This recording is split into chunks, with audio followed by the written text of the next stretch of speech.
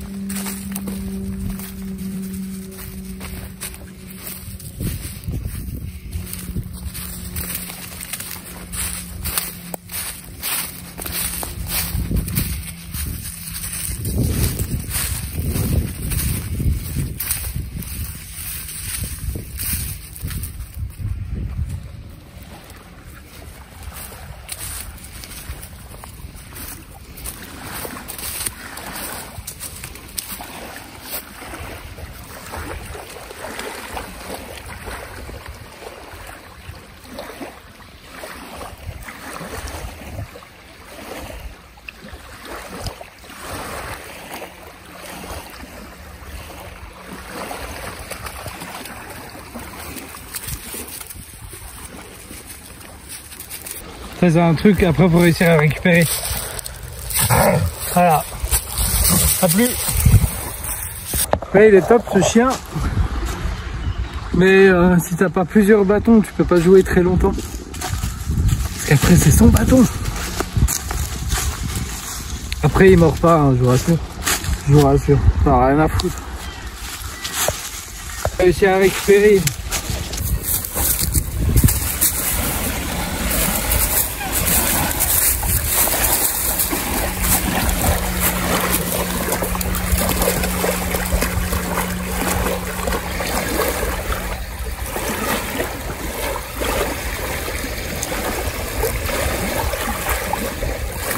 Bon après je vais arrêter parce que sinon il aura froid cette nuit.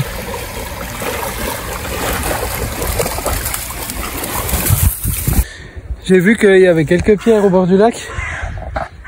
Je sais pas si on voit, mais comme ça je vais pouvoir protéger un peu mon feu. Puis j'aime bien, surtout ça fait joli. Et il y a l'armée qui s'entraîne. Du coup je vais vous montrer. Je vais prendre mon tarp là. Parce que la bâche par terre c'est un tarp en losange. C'est mon tarp de hamac. On va aller ramasser des pierres avec. Ah filou. Hey.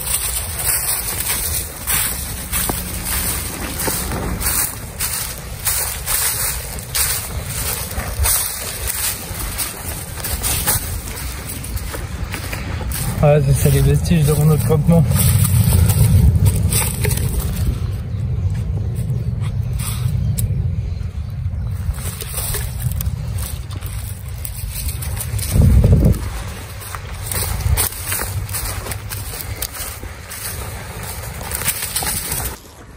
J'essaye d'être un minimum scred parce qu'on est en semaine.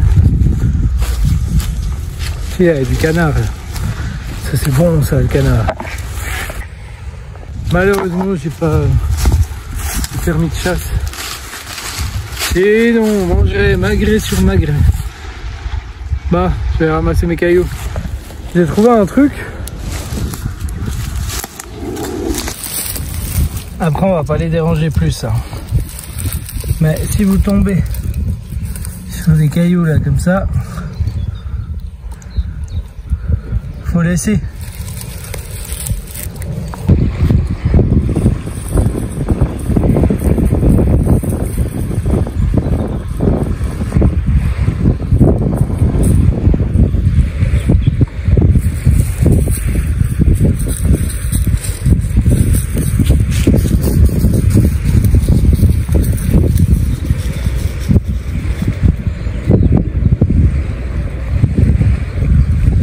Voilà, tu vois là, tu peux mettre tous tes cailloux dedans.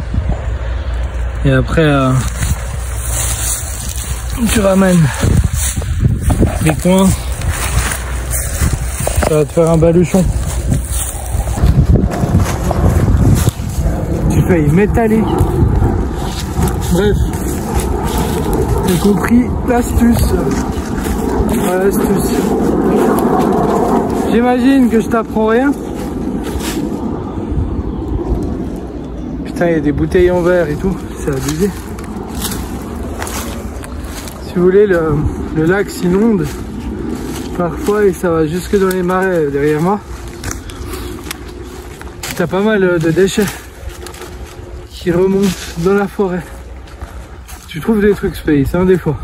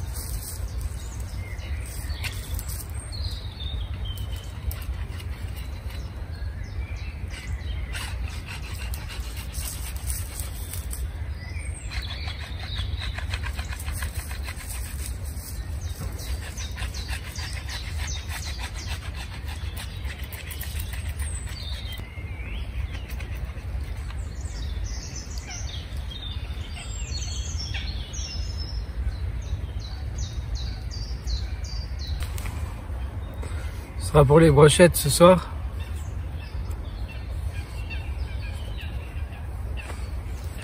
Plutôt qu'utiliser le fil de la lame sur le Tarasco, vous avez ça là pour les Firesteel. Vraiment pour le Firesteel, je vous avoue, j'utilise la lame. Je sais pas, j'ai toujours préféré. C'est pas pour ce que ça l'use quand tu fais en un coup. C'est pas grave, mais si tu peux utiliser le grattoir pour retirer l'écorce, c'est ce que vous m'avez vu faire là juste avant. Ça fait partie des raisons pour lesquelles j'aime avoir un grand tarp. Je peux mettre ma réserve de bois là-bas quand il pleut et derrière moi aussi. Juste là, je peux mettre vraiment une bonne réserve de bois, même des longs, des longs bouts pour quand j'allume le feu. Si j'ai pas de bâche pour couvrir vers le feu.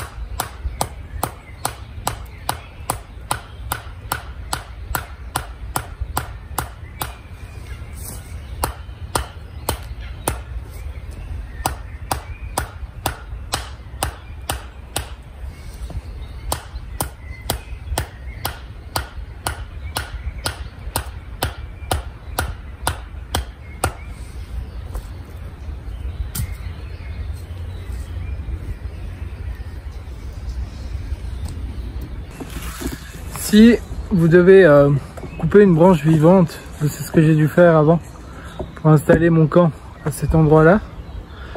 Ce que je fais toujours, déjà je vais réutiliser tout ce que je peux de cette branche vivante. Mais après je vais encore te montrer un truc. Voilà, elle est là. Surtout au printemps ça vaut la peine.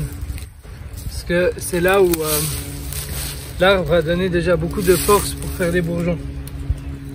Donc ce que je fais, c'est que je vais venir couper la branche à 2 bourgeons.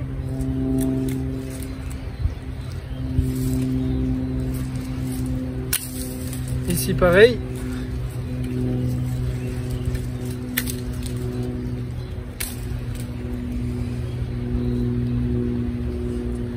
Et après je vais aller planter ça. Et ça m'est déjà arrivé que ça ait repris racine, c'est du marcotage et ça va redonner un arbre. Donc j'ai ôté une branche à un arbre et je vais en faire un nouveau avec pour le, en tout cas tenter le coup, pour le remercier de m'avoir donné quelque chose. Tu prends, tu donnes.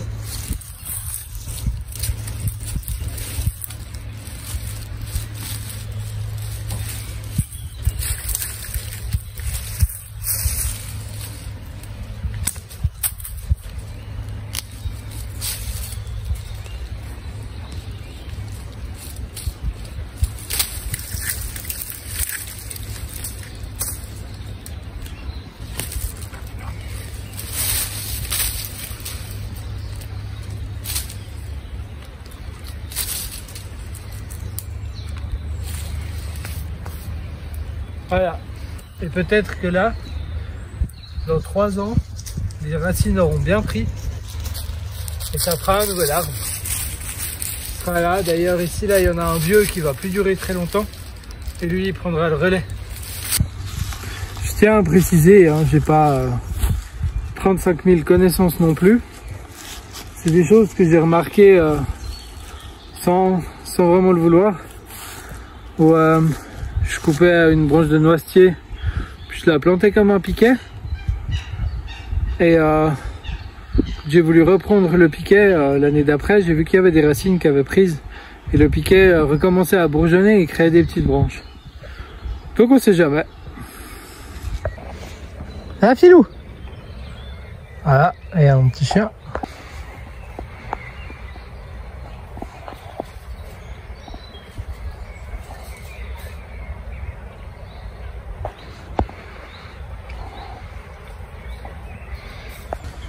Ouais, mon chien avec des comme du papier à musique. 18h, il crève la dalle. Bon appétit.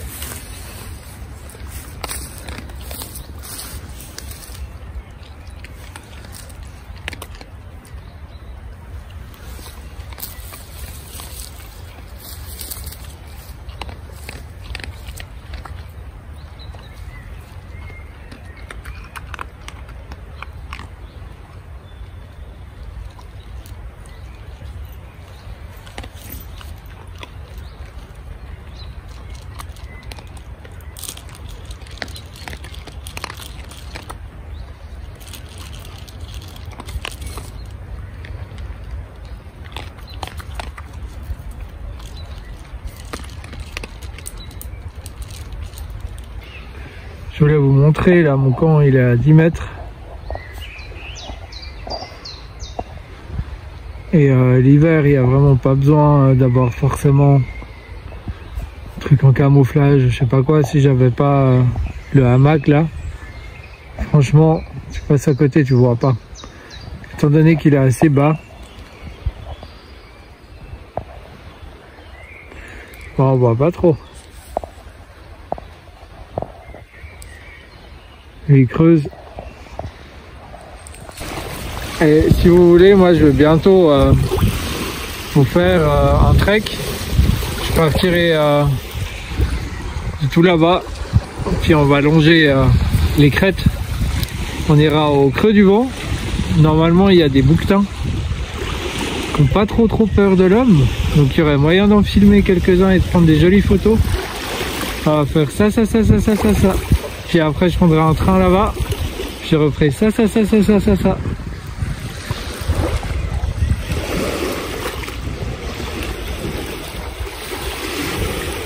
croirais au bord de la mer avec les vagues. Et t'es resté au bord du lac.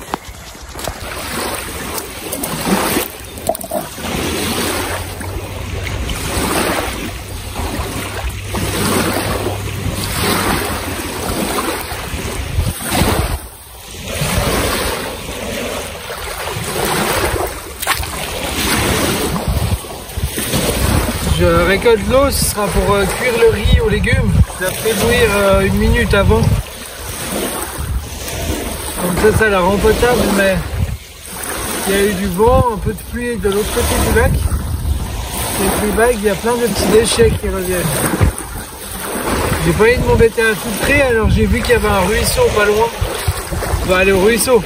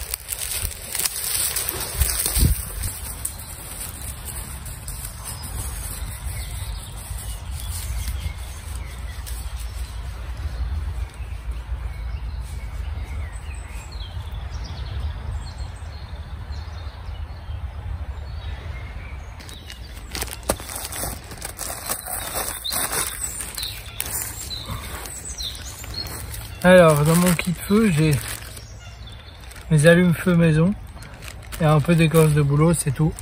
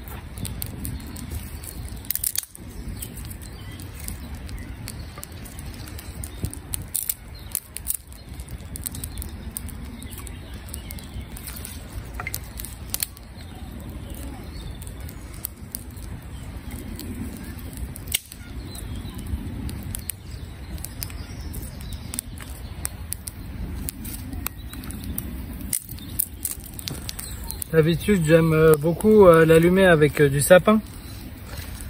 Mais là, il n'y avait pas ce que je cherchais. Ce que j'ai l'habitude d'avoir. En général, je me prends pas la tête. C'est petite branche de sapin et écorce de bouleau. De cette façon-là, j'ai jamais loupé un feu.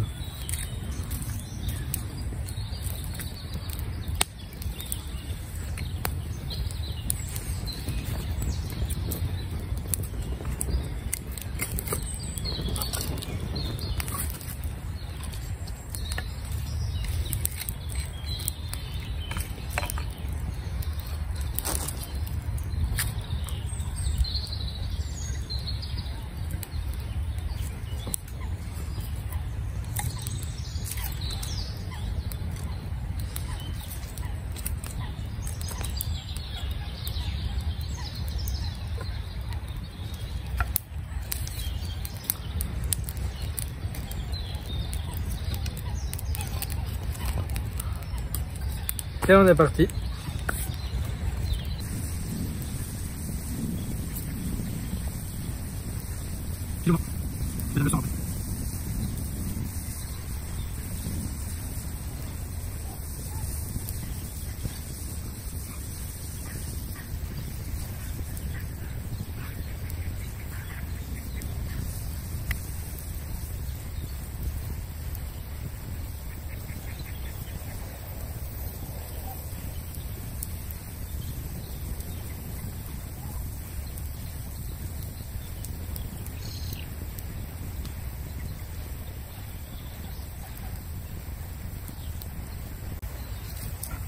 Je crois que j'en ai assez pour moi.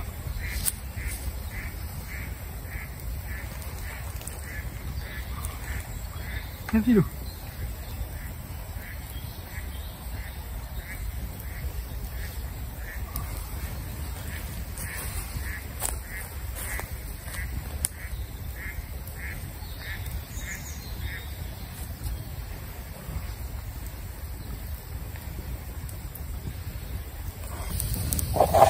Voilà les amis, j'ai la petite brochette qui cuit. Elle n'est pas dans les flammes, hein, elle est au-dessus des braises.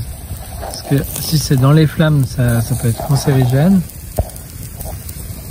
Là, il y a mon eau qui bout, c'est l'eau de la rivière. J'ai ramassé un peu de sapin. Il y a mon chien qui fait sa petite sieste vers le bois. Comme ça, je pourrais me faire une infusion plus tard. Il faudra que j'aille rechercher de l'eau. Donc moi, je vais finir de cuire ça. Je vais mettre le riz à cuire là. Et puis, je vous souhaite bon appétit. Loulou, fais gaffe, c'est chaud. Hein.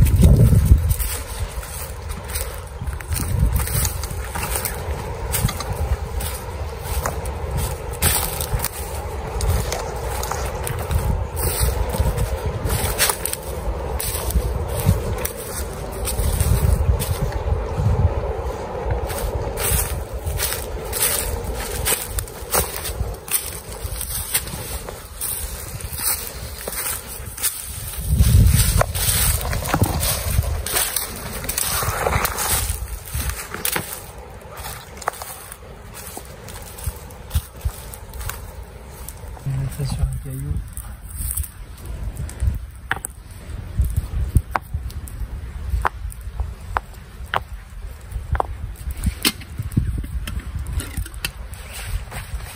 Bah les amis, il est 9h30, c'est tôt. De toute façon, je compte pas me coucher très tard ce soir. Je vais récupérer un peu. J'ai préparé du tout petit bois pour rallumer le feu, je pense vers 2-3 heures du matin. Je me lève toujours quand je dors en forêt vers entre 2 et 5 heures. C'est précis. Hein. Du coup, je souhaite la bonne les amis. Profitez bien, sortez en forêt, faites-vous plaisir dans la nature. Faites-vous plaisir de la manière dont vous voulez, du moment que ça vous fait du bien et que c'est sain. Et comme ça, on traversera les époques. Mec, fait de la philosophie à 2 balles. Bonne nuit.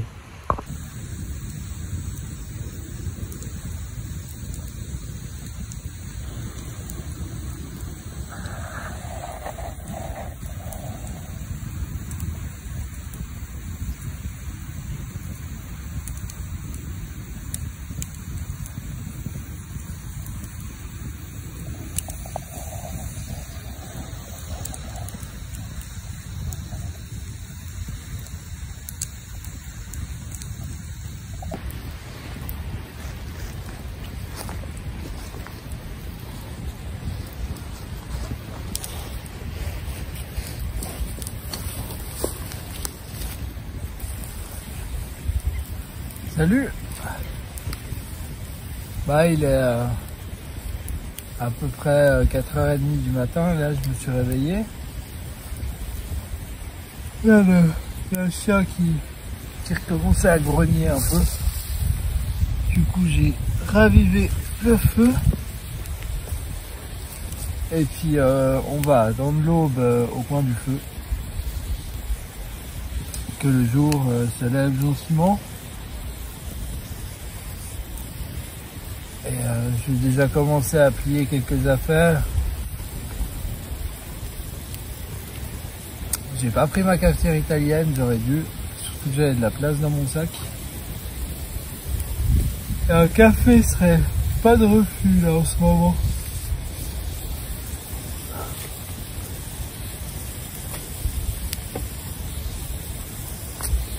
Ensuite j'irai chercher de l'eau pour éteindre le feu dans 2-3 heures.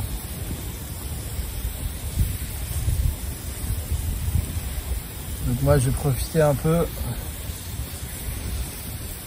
Puis je pense qu'on se retrouve pour l'aube avec le chant des oiseaux.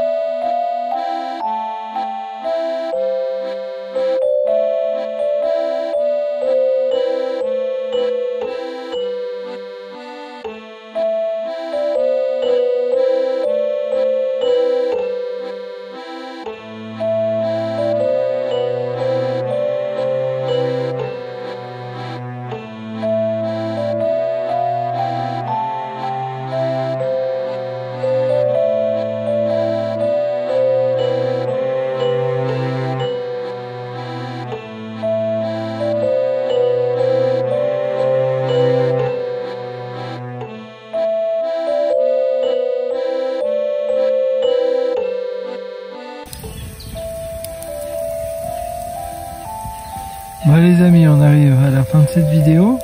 Il est bientôt 6h du matin.